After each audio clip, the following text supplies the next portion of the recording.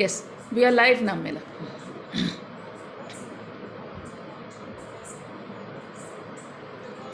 Hello, everyone. Welcome to our finale of the series, Pathways for New Horizon and Pathways for Women in Citizen Science Astronomy. Uh, this is co-hosted by or organized by Srishti Astronomy and SA Citizen Science Group. So welcome, everyone. Today we have Dr. Priya Hasan, who will be giving the webinar. Dr. Priya Hasan is an assistant professor in physics at the Maulana Azad National Urdu University in Hyderabad. She did her integrated master's from the Moscow State University in Moscow, Russia, and her PhD at Osmania University, Hyderabad. She did her postdoc research in France and IUCAA at Pune. She was awarded the Women Scientist Award by DST in 2006. She has presented her work in various conferences in India, Europe, US, and in the United Nations at Vienna. Her research interests are in observational astronomy, star formation, star clusters, and galaxies. She is actively involved in Olympiads, public outreach, and science popularization programs, and has worked on various projects with the IAU-OAD, US Consulate Hyderabad, etc. She is the co-chair of the Women in Astronomy Working Group at IAU and member of the Public Outreach and Education Committee, Astronomical Society of India, and ISDT TMT. Most of us know her. She's so active and she conducts so many workshops. Today already she has been in. This is the 4th webinar she is giving today. So today she will talk about possible projects for undergraduates and postgraduate students of science using astronomy archival data. So welcome everyone, and on to you. Thanks, Mila ma'am. Thank you so much. And happy International Women's Day to everybody, men and women alike. I think everybody needs to celebrate this day because it is a very special day. I'm sure women are equally special to men, and hence, like I said, the wishes go for everyone. Now, today what I'm going to talk about is we have been actually focusing on the whole on citizen science, right? On citizen science projects, etc. But today it's going to be we'll be slightly off that, in the sense I'm going to be talking about projects which can be done by undergraduate as well as postgraduate students in astronomy using astronomy archival data. So in principle, this is slightly I would not call them actually citizen science projects, because this will obviously require the user to have some knowledge of science or some knowledge of coding or something like that. But I would say this would be meant for people who, once they've gone through citizen science projects and they find it interesting, then they can take their interest forward to do something more formal or something more more technical compared to what was done in citizen science projects. And this is basically because I teach at the university. I'm used to doing that, and that's my forte on undergraduate, postgraduate, research level projects. So that's what we'll be talking about, and I do hope it is of interest to everyone. So in today's times in astronomy, there's a lot of data available, a lot of digital data available, and this digital data gives you in-depth study of individual objects. It also gives you survey data if you would require survey data of larger objects or even the complete sky. In different wavelengths, you can get the complete sky coverage. And all these data sets are very large data sets. So for example, if you see the VISTA data is about 150 terabytes per year. The LST data would be about 500 terabytes per month. There's also data which we have from simulations. And therefore, in these times of so much of digital data, you have data centers where data is stored and kept, where you can access it. And you can access this using various tools. as well as regular Jupyter notebooks if you are comfortable with Python, with some coding, right? And so what we'll be basically talking about today is what are the kind of projects you can do with all this data available. Because like I mentioned, the data available is huge. There's a lot of data available and it's literally waiting for you to access it, because obviously the amount of data is much more than the amount of astronomers who are working on it. So that's why part of the citizen science projects which you all have been talking about or you all have been doing are basically again offshoots from that very data. So when astronomers realize that there's so much of data, they realize that some of the data can be analyzed by citizen scientists without too much of technical background, and that's the kind of the projects which you all have been accessing: the Galaxy Zoo one, Planet Hunter, even the Astrometrica, etc. The one for asteroid search, for example. They're all using these same very data sets. Now, like I said, that so some of the data sets can be analyzed with less technical, while some of them a little bit of technical expertise can actually help you to analyze this data. Another very important thing about this data is very high quality data, because a lot of the data is actually using space telescopes or very large telescopes, and so in terms of quality also, this is very good data. So what kind of data are we talking about? Some of the data is what we call images, astronomy images, and in astronomy we also have a concept called data cubes. That is, for example, if supposing I have an astronomy image of an object in supposing 3 filters. So what you do is you stack these 3 images together like a cube. Okay, so you have a cube with all the 3 stacks, and you actually stack up this data, and it actually forms what is called a data cube, because you have, for example, you have BVRI. Supposing you have 4-band data of this thing, you put them all together, align them, put them all together and stack them. So instead of getting a 2-dimensional image, you are getting a 3-dimensional data cube. So it's called a data cube. So a data cube is basically stacked images of the same thing in different wavelengths. You could also have catalogs, that means data in the form of tabular data. Some of them, you all who have attended the LCO, the Las Cumbres Observatory Robotic Telescope data, you would see that was catalog data already in the form of tables, right? Some of the data could be spectra, like some of the data which you would be analyzing using the citizen science project Spectra Police. So you have spectra. Some of the data could be time series data. For example, you have an object which is variable, right? Which is typically what is going to come with LSST data. Or in a way, it can be done even with pan-stars, where you are observing the same object through repeated observations, and you can actually have measurements of the same object with what is called a cadence, in the sense a certain time split. Maybe you're observing it every 5 hours or every 10 hours or every night. So, but in the end, you'll get a time series, you'll actually get the variation of that, of the brightness of that object. Or you could have polarization data, which we will not be talking about today. So astronomy data, what is digital data? So digital data is basically like a 2-dimensional array, right? Like a matrix, it's a 2-dimensional array where every pixel has a certain value, a certain brightness, okay? And so what you basically have is in this 2-dimensional array, you have the value of the brightness at various points, right? And I'll just come on to what are RGB images. So this is basically like a black and white image. So in a certain filter, you say the brightness is something. So that's like a black and white image.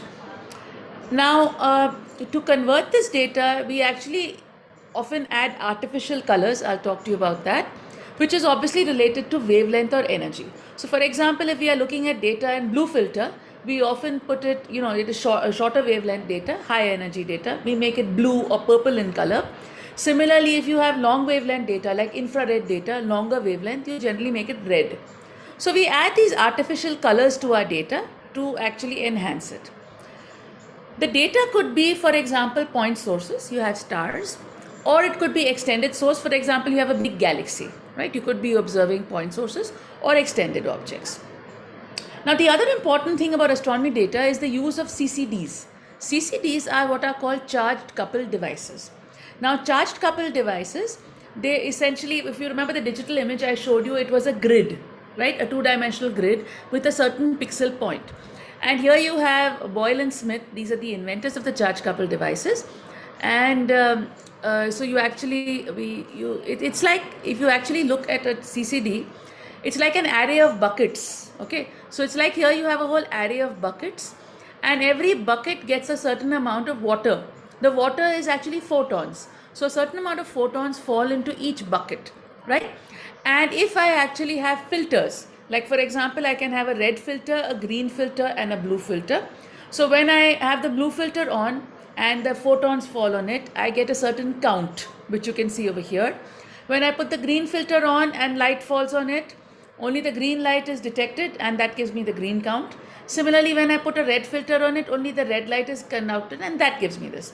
And then I add all these three together, the red, green, and the blue, and that gives me what is called an RGB image, a red, green, blue image, right? So a colored image is by the addition of the images got with three different filters, right? So the original image is what I showed you, was this, a black and white image where you just have a grid and a certain count. But when we finally want to do our colored images, we put a filter, let the photons fall on the filter.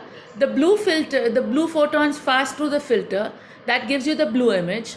In this case, the green photons pass through the green filter, gives you the green image. Red photons pass through red filter, gives you the red image. And then I add all these together, the image that I got from red, green, and blue, and that gives me what is called an RGB image, or a colored image. And this is exactly what is there on your phone. For example, your phone, what it has is a digital camera, right, which is a CCD camera. Your phone, or even your laptop screen, or your TVs, all of them have this kind of a thing. You have RGB filters, and since green is the in-between wavelength, what is done is generally 50% of the pixels are the green ones, while 25% are red and 25% are blue, because green will catch almost everything which overlaps, right? And this is exactly what is used in, like I said, in our digital cameras and camcorders and scanners, etc., to produce color images. So every point, right, has a certain count in the blue pixel, in the green pixel, and in the red pixel. And depending upon how much red, blue, green gets added, you will get a certain color, right? The color can be anything. It can be pink, orange, whatever the color is, depending upon the counts you are going to get from each of the filters. So that's how you actually produce your so-called colored image, right? Now, that's how, if you look at these two images over here, what you can see is that this is an image, what you're seeing over here is, this is one of the 2-meter telescopes by the Las Cumbres Observatory. And what you see over here, this is another image. This is an image which is from ESA, which is from the Hubble, this thing. So what you can actually see is the difference of the image depending upon whichever filters you are seeing. See, you see this thing, it's exactly at the same scale. They are both exactly at the same scale, but they are images in different filters. So therefore, if you look at this filter over here, in this case, you can only see these ones, while in this, the filters are catching the filters, which is the image or the emission coming from the gas and dust. Here you are not catching gas and dust, right? So what happens is, when you're adding filters, right, often here in this case, you actually add artificial colors. So if you've added 3 images, red, green, and blue, you give each of them their respective colors, and that's how you get this colored image, right? Now, these colored images in astronomy are shared in a certain format, which is called the FITS format. The FITS format is called the Flexible Image Transport System. Okay, so the images in astronomy are not JPEG or PNG files. They are not like that, because like I explained to you, a digital image is like a matrix, XY matrix, right? And therefore, what you want to do in astronomy is, you want to do what is called image manipulation, or image processing, or image arithmetic. For example, you may want to add 2 images, you may want to subtract 2 images, you may want to divide 2 images. But in a PNG file or a JPEG file, you do not have that capability to divide images. You cannot do it, or you cannot add images, because you don't have a digital number, a number for each point. While FITS, what it does, it saves it in the form of the pixel count. So therefore, I can add one image to a second image by adding the pixel count of the same XY value, right? So all the pixels which have the same XY value, I can add them and get a count, right? And that can be only done when the image is stored in this specific format called the FITS format. So the FITS format is basically a format which allows you to store images, and more importantly, it lets you do image manipulation or image arithmetic. And therefore, in astronomy, we always want our images in FITS format. If they are in JPEG or PNG format, we cannot do image manipulation. So even there is an image display system called DS9, Deep Space Nine. Even when we don't that, we want to, we want the numbers. So for example, you can logarithmically scale an image or do a linear scale, or you could do various scaling of images, again when you have numbers. So that is what is FITS. It's a specific format for astronomy images. So once again, I just to convince you, what is an astronomy image? It's like a matrix. So here you can see an image. Each point has a count, right? And that count is what is going to give you the image, right? So this is black and white, and hence you just have a count at every point, right? You can reverse it very easily to white to black or black to white, just by a 1 minus or whatever.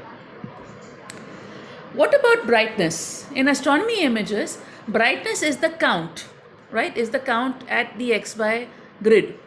And if you look at this image, you can see, you can almost see nothing, right? So this image is an image with the red band filter, which is, if you actually use, you see the scaling. I was talking about scaling. So if you, you know that you have a 2 power 16 bits image, so all your brightness values will increase as per 2 power 16 for every point. If you have a 16-bit image, machine like this one is. So you have 65536. So that means on every pixel, you can have a value which ranges from 0 to 65536. So therefore you see in this left image, you almost see nothing because the values are, like that. But now you see the center image. If supposing I realize that my image values are ranging from only 4572 to 6002. So what do? We scale the image. We say let us start grading the image starting from 4572 up to 6002. And therefore when I scale the image, this is the very same image. This image, the same image is over here with what you call linear scaling.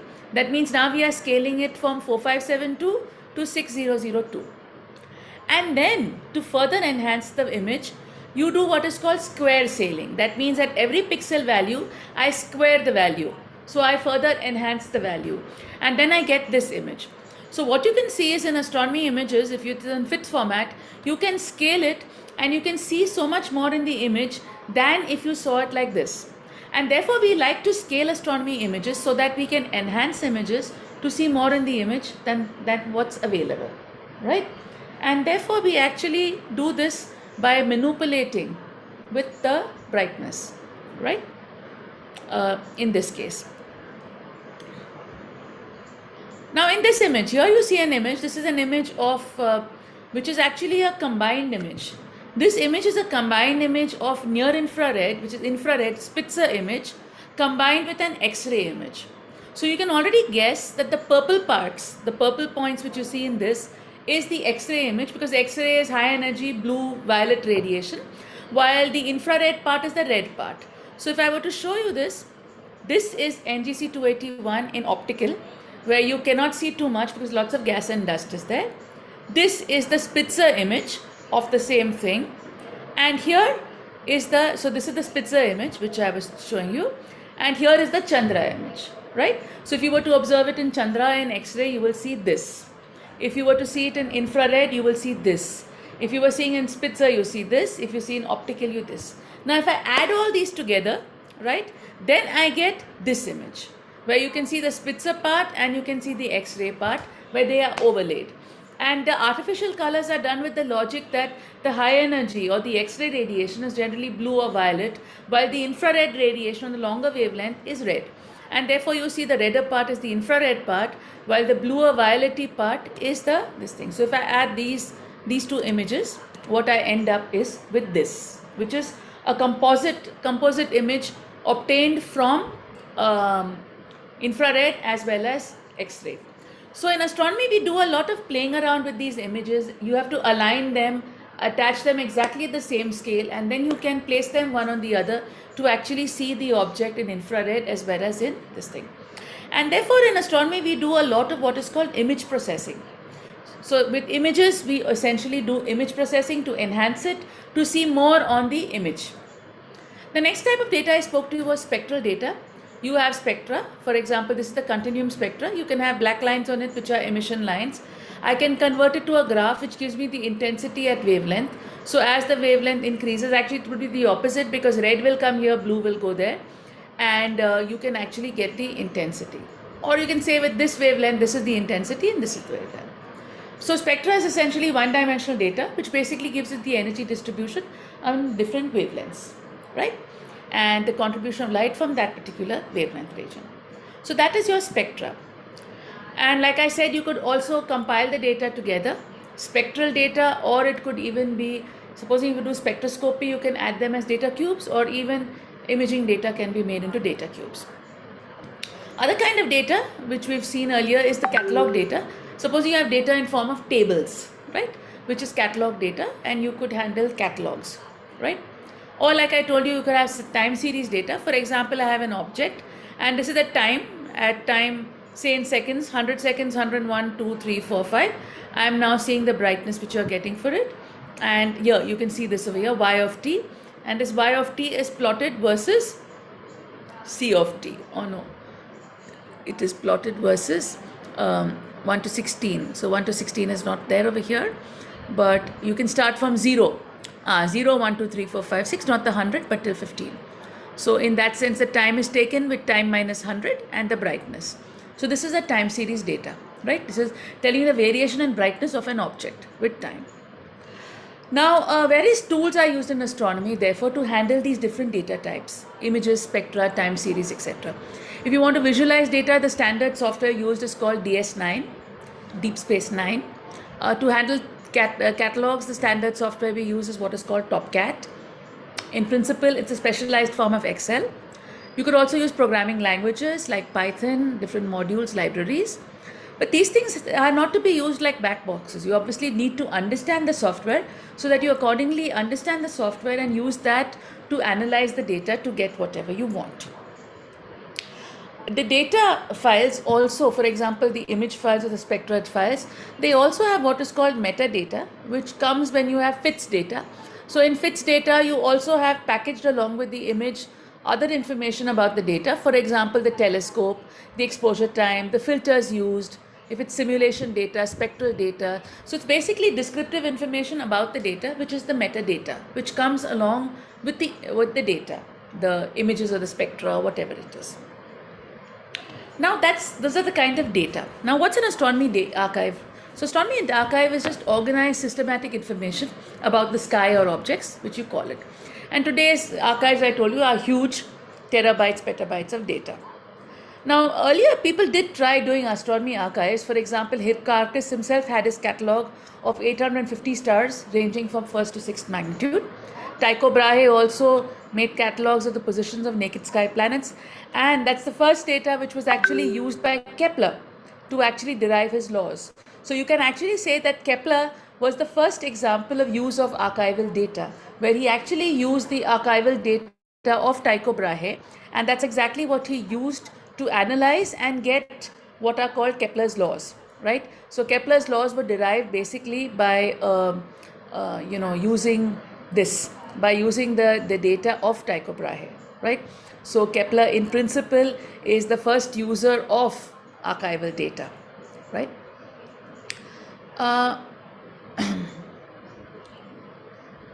Now if we go ahead, there are various other catalogs. So in short, organizing astronomy data is something that has been done since a long time by people, and they've organized it in various forms, right?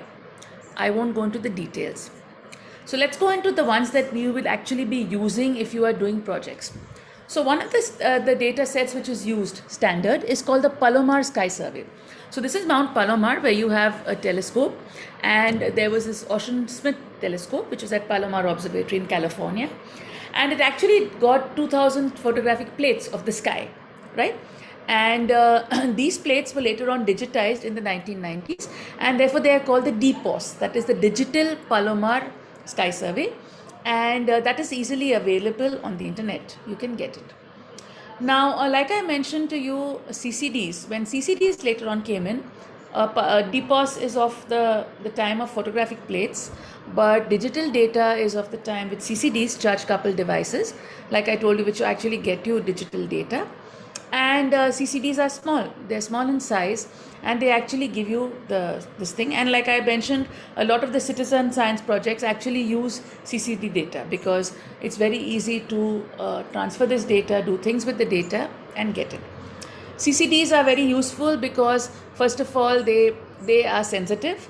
Number two, they have a large dynamic range. That means they can take it from a low count to a large count. It's a linear detector. That means if you actually expose it to a signal, the input signal, the output will be linear to that. At a certain stage, the CCD saturates. That means if all the buckets are full, then it does not give you a count. So then you flatten off and then it becomes non-linear. But there's a certain range in which it's linear. So we're always careful to use the CCD when it's linear phase. And they have what is called a quantum efficiency of 80%. That means if you had 100 photons falling on it, at least 80 of them definitely get detected by the CCD, right? Other detectors, like you look over here, they are not so effective. For example, you look at the eye, the quantum efficiency is very low. It's 1% barely. Photographs, it's barely 10-15%, but your CCDs are, 80%, very high. And therefore, they detect almost all the photons that fall on them, right? Now, now CCDs, obviously this works not only for optical, but it would work similarly even in other wavelengths, in radio, in X-ray, in various other wavelengths. Now, technology goes hand in hand with all these developments which have happened in astronomy, and that's what basically led to this, digital avalanche of data, where we have so much of data avalanche. Now, astronomy archives are in the true spirit of science because this is data obtained from very good telescopes, which is available to everyone. In the beginning, what happens is they are exclusively for the instrument groups who have done the instruments, but later on they are available to everyone, and many of them are available in citizen science projects also, like SETI, Galaxy Zoo, or the other ones that we've spoken about, Planet Hunter, or even the Pan-STARRS data. They're all available, right? So that's data available. And there are various data archives. Here I have mentioned a few of them. There's Vizier, which is the standard data. For example, if you have published a paper, the catalog of the paper would be available through Vizier. Simbad, you can Google Simbad, and actually it's an astronomy database which has data of any set of objects. You can look for it. Or there is NED, the extragalactic database. If you're looking for data on galaxies, for example, you'll find it in the NED database. The SDSS is the Sloan Digital Sky Survey, which is again a complete survey of the quarter of the sky. There's the TUMAS survey, which is an infrared scale survey of the whole sky in near infrared. The ESO, the European Southern Observatory, has various data archives, which has a lot of observational data obtained with different ESO telescopes. The MUST archive is the archive which has the Hubble space data, and along with that it has data of GALEX, of Kepler, of Tess, various other things. There is the IPAC database, which has infrared submillimeter, and like I mentioned, the Hubble Legacy Archive, etc., which has that. So there are various data archives available on the net. For example, like I mentioned, the Hubble archive, it has data of the Hubble Space Telescope. It will also have data for the James Webb Telescope. It has data for the Tess telescope, which is exoplanet surveys. It has it for the K2. K2 is the second phase of Kepler. So the Hubble MUST data will give you data, like I said, from Hubble, Kepler, GALEX, FUSE, etc. And you can use there's something called virtual observatory. You can use virtual observatory tools to actually access the data, get data from there, analyze it, and come out with your own results. So the idea is that you have to think of a science case, right, of what do you want to do with data and what will you find out for it. So then you can use the archive to actually access the data and do whatever you want to do with that data, right? So the data is freely available. So the person who originally observed it, they already, who put the proposal for it, that Hubble is targeted observations, right? It doesn't scan the whole sky. It does only certain parts. So you actually, the person who proposed the observations has already got out whatever results they wanted with the data. So now the data is available for you. You have to think of a science case, obviously not the case that is already worked on.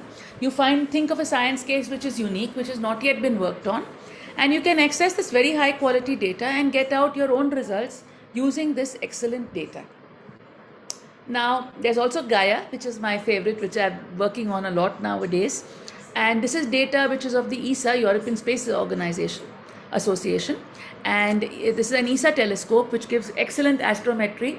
So it's very good for stellar astrophysics. And again, all the Gaia data is available online. So you can access it and do whatever you want with this. So for all stars, it gives you the positions, the RA deck. It gives you the distance, the parallax. It gives you the radial velocity. It gives its proper motion in RA. It gives the proper motion in deck. So in principle, this is 6-dimensional data of stars. But obviously, essentially, this data is very good to the level of stars of our galaxy, of the Milky Way. But if you're looking at extragalactic objects, you can look at various extragalactic objects. And it all depends upon your science case. What are you using the data for? What is your purpose of using it for, right?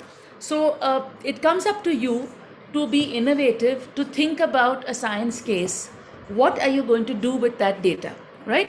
And accordingly, access the data and analyze it. Either you analyze it using simpler tools like virtual observatory tools, or you can analyze it using more complex tools where you can do Jupyter notebooks and coding and do more complex things with that data. Depends upon your wish.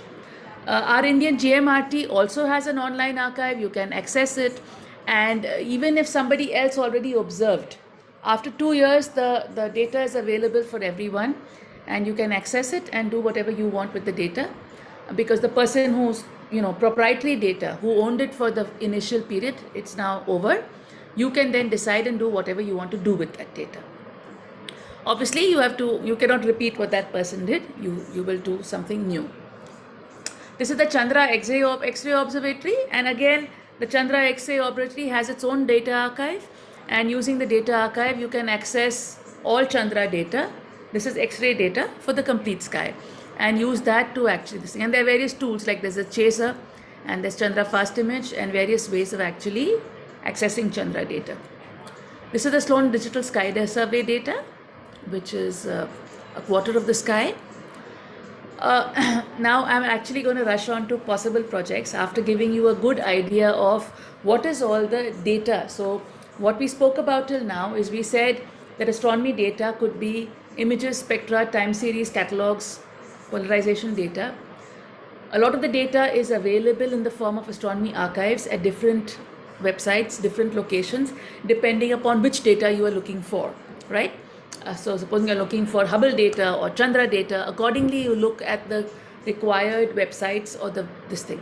I'm not talking about virtual observatory tools, but there are various tools which can be used to actually access the data and analyze it. So some of them I'll cover them in the projects, but otherwise we'll see. So first projects, just for completeness, I've added the citizen science projects, which are essentially projects using archival data, right?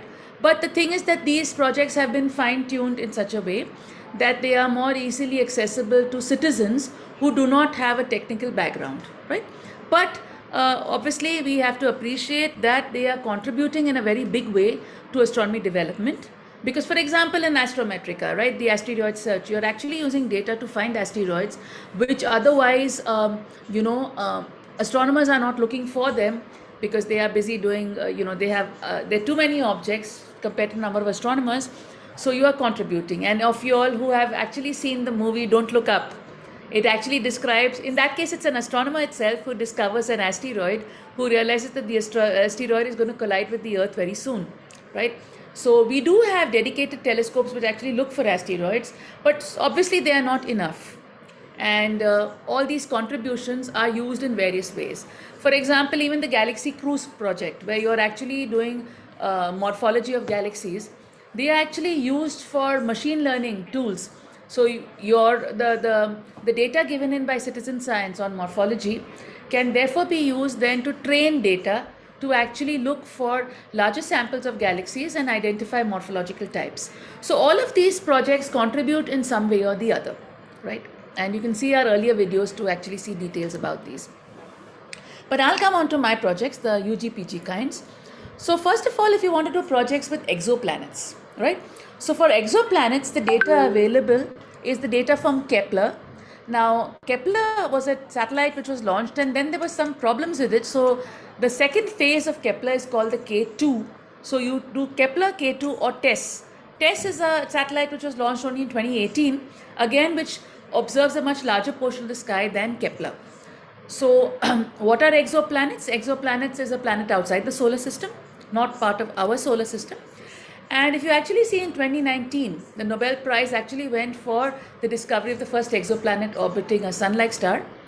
Now there are various ways of actually detecting exoplanets. Either they are done by radial velocity, that means you see the spectra of the stars and planets and you see if there's a shift to actually detect the exoplanet.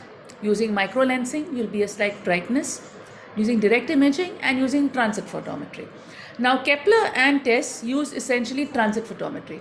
What do you mean by transit photometry? That if you have a star and a planet comes in front of it, you're going to get a dip in the brightness. So the transit is the time when the planet comes in front of the star, and because of the transit you are getting a fall in the brightness, right? And that's essentially what the data you're going to get from Kepler and Tess. So some of you all would realize that this is what we called time series data, right? So here you have a planet coming in front of the star, you have a dip in the brightness, right? So this is how you're going to get this, and the time series data which will be this, right? वो silicon है, आपको silicon चाहिए नीटर? So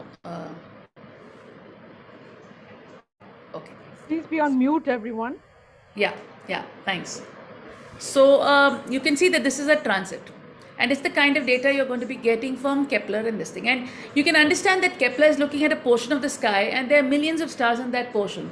So obviously the astronomy community cannot analyze the light curves of all those things. So there are many of them which have not been analyzed as yet.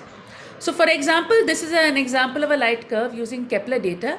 And this planet, you actually observe Kepler data, plot the light curve and the time series curve. And what is done is that you should minimum have 3 transits to confirm. You should at least have 3 transits to say that there's a planet. If you have a single dip, that is not enough. You have to have 3 dips at least. The dip should be at least of 1% because that's the accuracy you're getting with Kepler. And using that, we can actually fit this light curve to actually identify the size of the planet, the number of planets, the orbital period, as well as the inclination effect.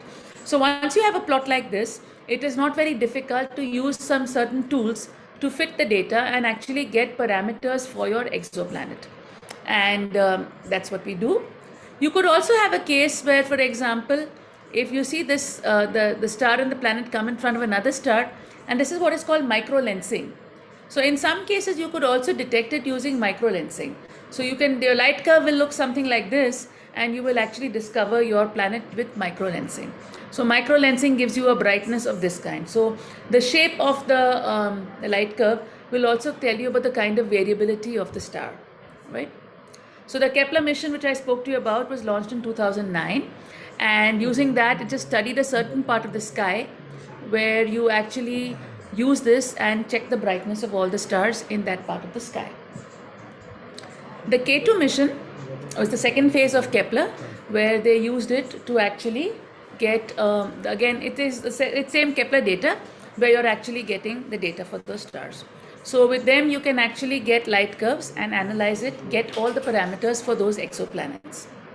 Tess was another satellite which was launched in 2018, and it is the successor to Kepler, and it studies an area 400 times that of the Kepler mission. Again, it gives you time series data, which you can analyze to get parameters for the planets, right? Like I said, the number of planets, the size of the planets, and this thing. I can see there's a question from Teja. Transit photometry is more like eclipsing binaries, etc. Okay. So thanks for your question. So a light curve, you can have this transit could be happening because of eclipsing binaries.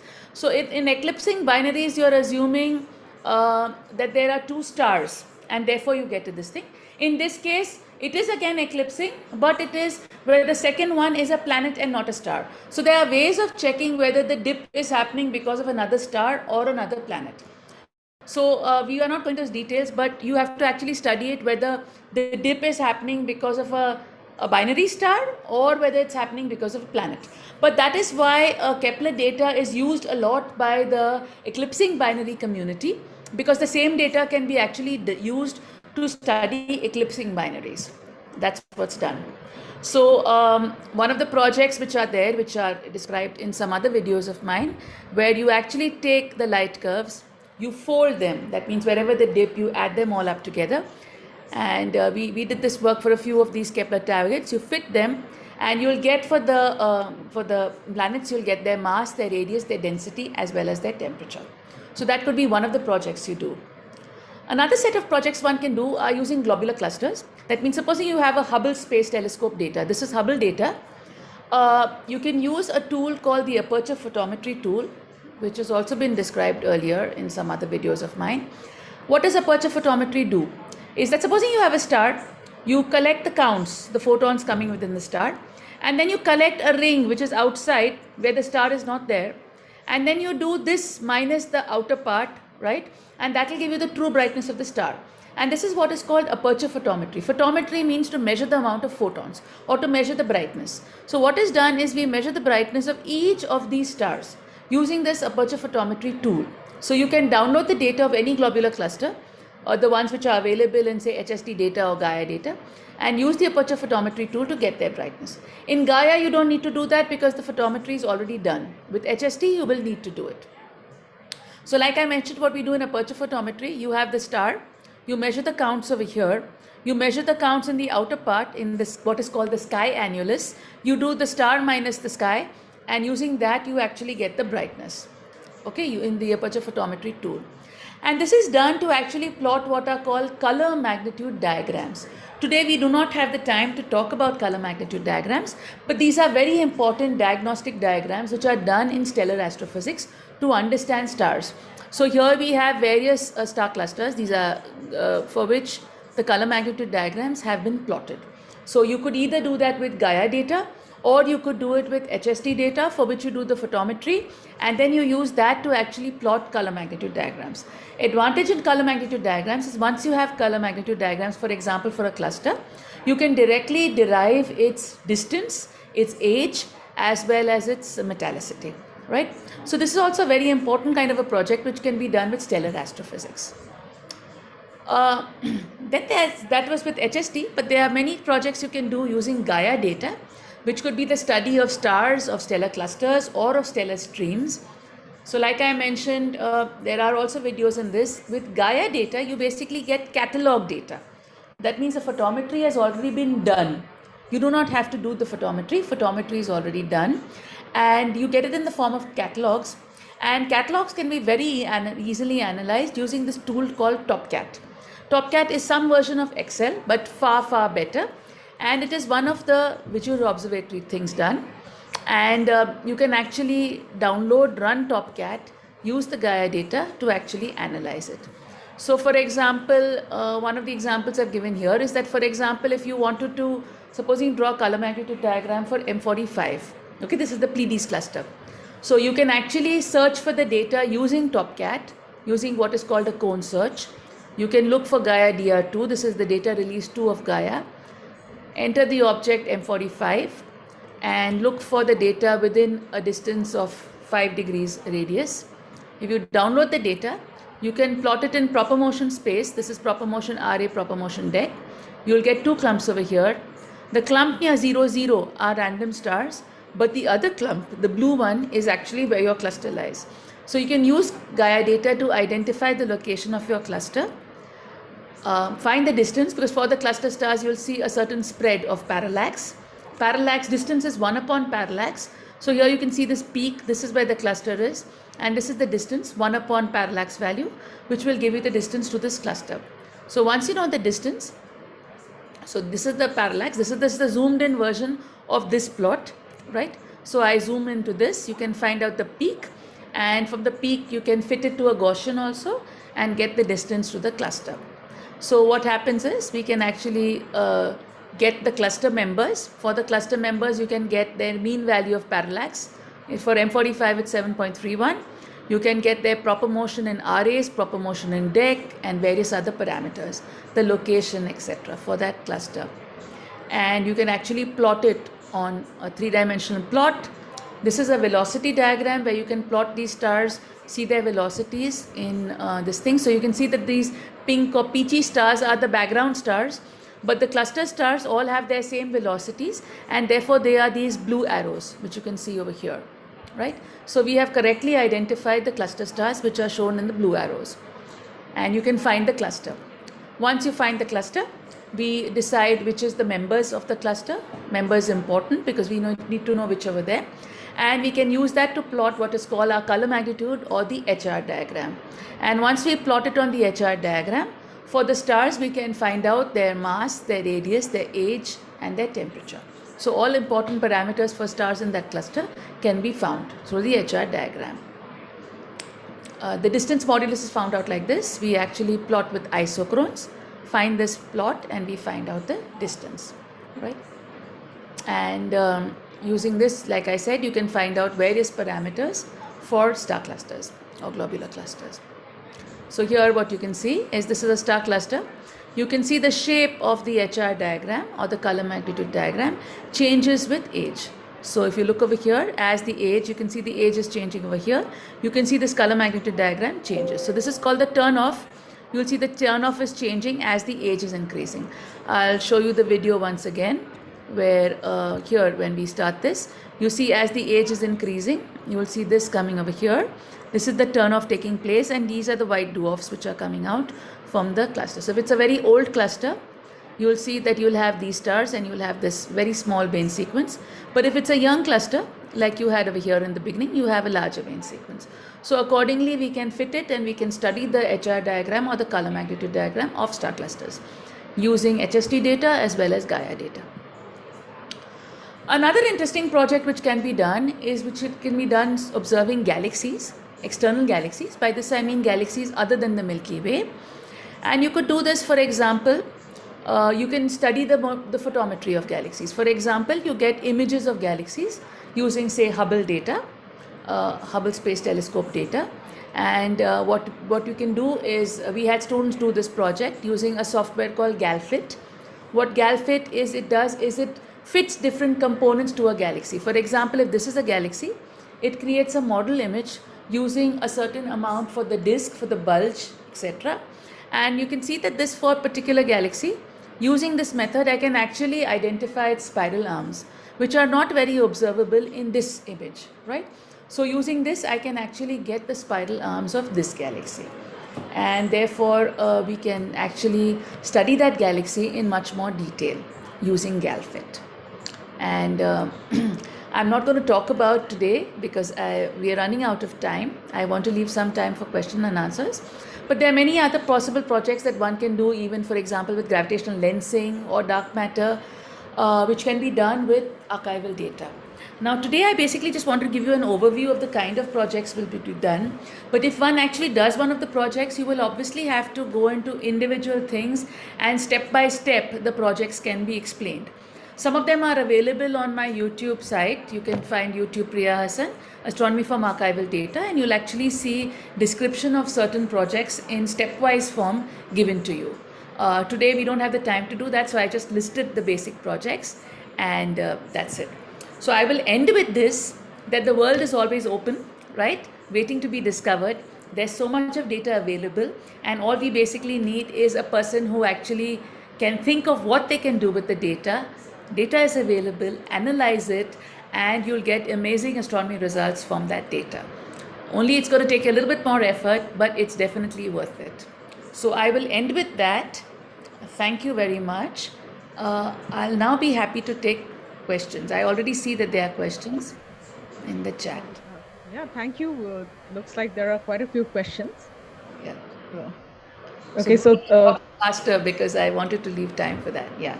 Okay, so again, Teja asks. I think that one's already answered. Yeah, that one's answered. So Vaishnav Shankar says, What if the transit happens only once in a year or so? How can we find a planet with 3 transits?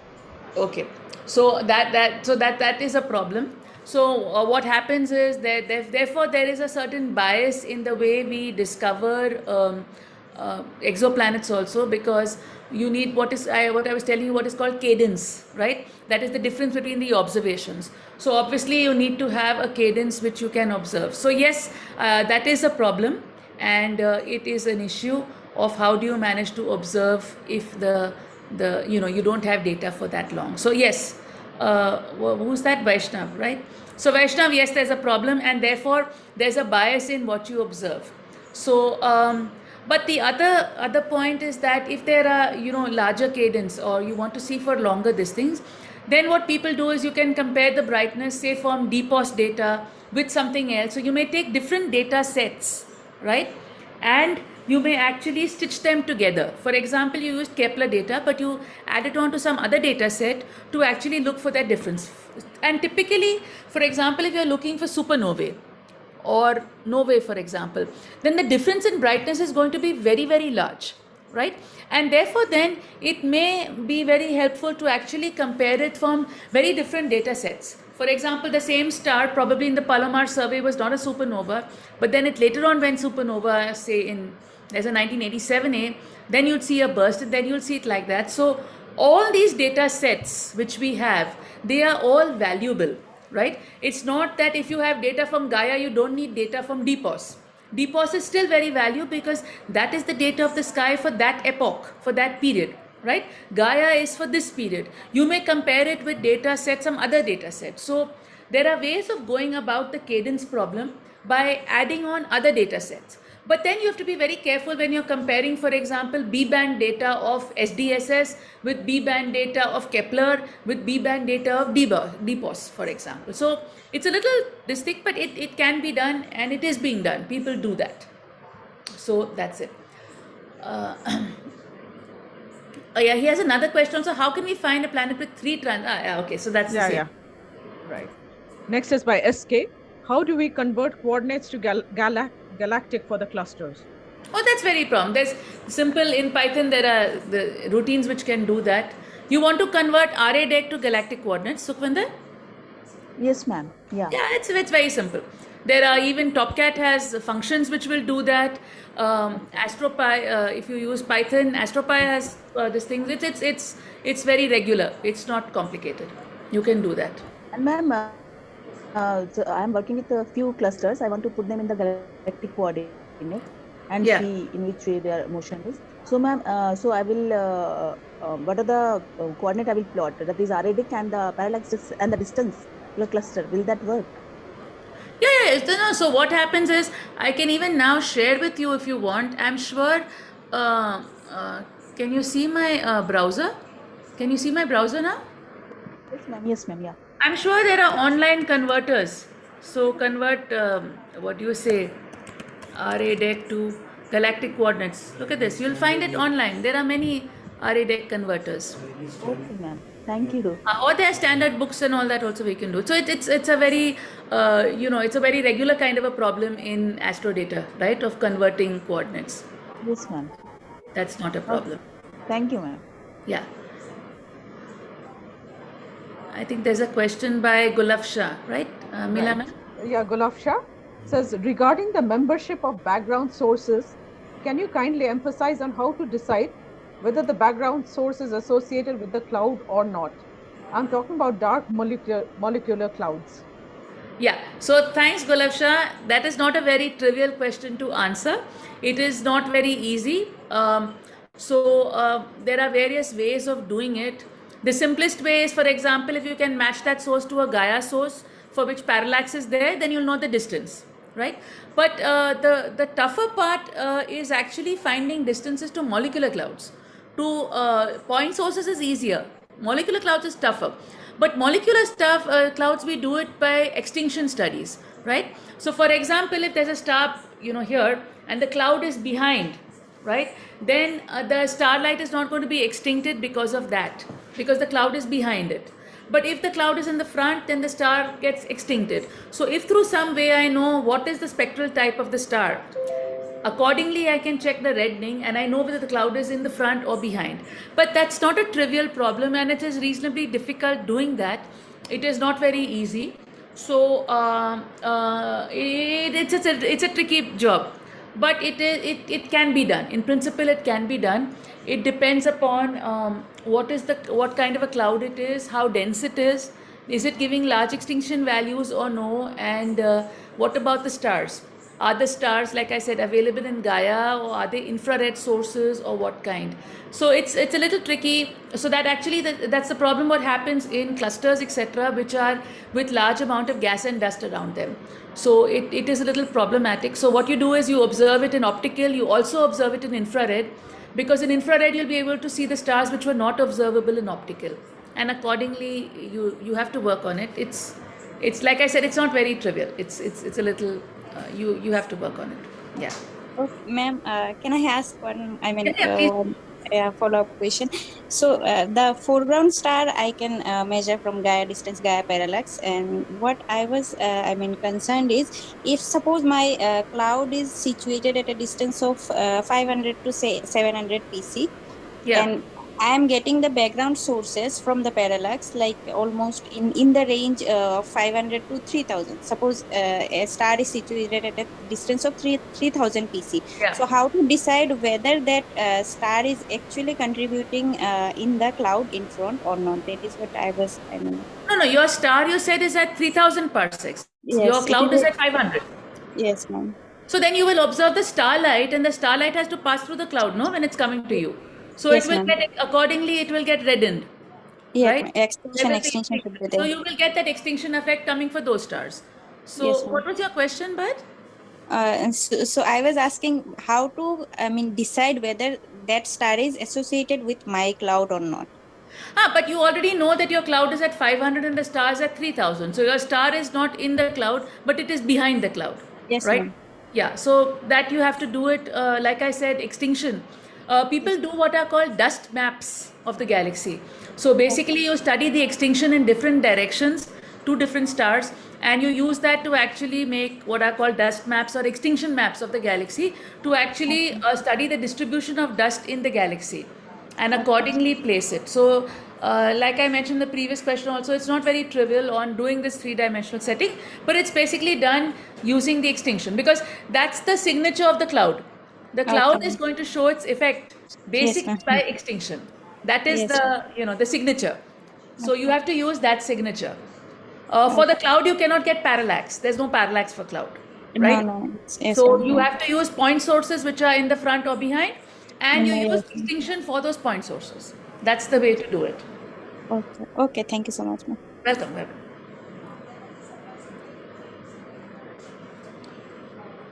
We have a question from Suchita. I'm a 10th grade student. Great, she's following the tracks of Teja. And I have already worked on asteroid search and got one primary search in the same. But that time the data was provided to us. So now if I wish to go for galaxy search or exoplanet search, how would we get the data? So I think you would be a better person to answer that, right, Miller? Yeah, I mean, I'm not sure where they'd get the data, but they, you can start off like many of our students here are doing. Like you can go to Galaxy Cruise and we can provide you that information. Galaxy Cruise is a NAOJ project, citizen science project. You can look at galaxies through that, or exoplanets you can look at, Zooniverse, Tess. So you can take a quick look at Zooniverse or Galaxy Cruise. You need to go to those websites and register and all over there. And yeah, those are pretty easy to do. So you can do those projects and you can talk to any of us about it. Yeah, in case you're having a problem, get in touch with Mila ma'am.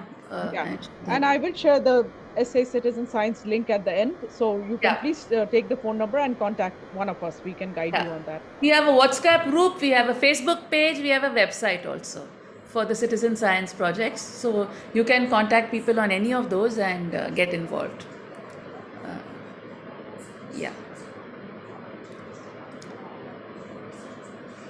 Yeah, sure. Okay.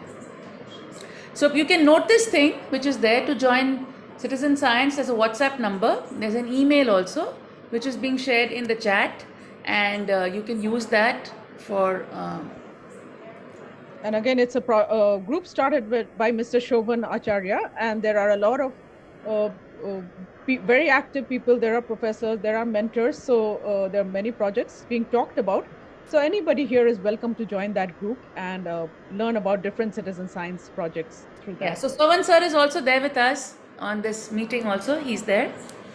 And said he was the one who said we should have these 5 series from, the series was started on the 11th of Feb to mark the International Day for Women in STEM. And we ended it today on 8th March, 5 webinars. 4 was citizen science, while this one was projects. So you can get in touch with us and you're most welcome to join. Yeah. So are there any more questions that anybody would like to ask? So if not, then again, we thank Dr. Priya Hasan, and she's done, this is the 4th webinar today, and we are so thankful that she has given us so much information on how to get started on projects. So I'm sure this was great for all the students here. So we thank you, ma'am, and thanks everyone for joining in. So we'll keep, and thanks Shoban for initiating this series of webinars. So with that, everyone, thank you and happy Women's Day. Yes, yeah. Same again. Thanks everyone. Thanks Mila ma'am. Thanks Shovan sir. Thank you, ma'am, for such a wonderful session. Molly and everyone. Great session. Thank you. Thank you so much. And like I mentioned, a lot of details of these projects are even there on my YouTube channel, so you all can check it out. I'd be happy to help anyone who would like some help. And everybody, again, happy Women's Day and see you later. Yeah. Bye-bye. Take care. Thank you, ma'am. Thank you, ma'am. Yeah. Bye. Bye. Bye.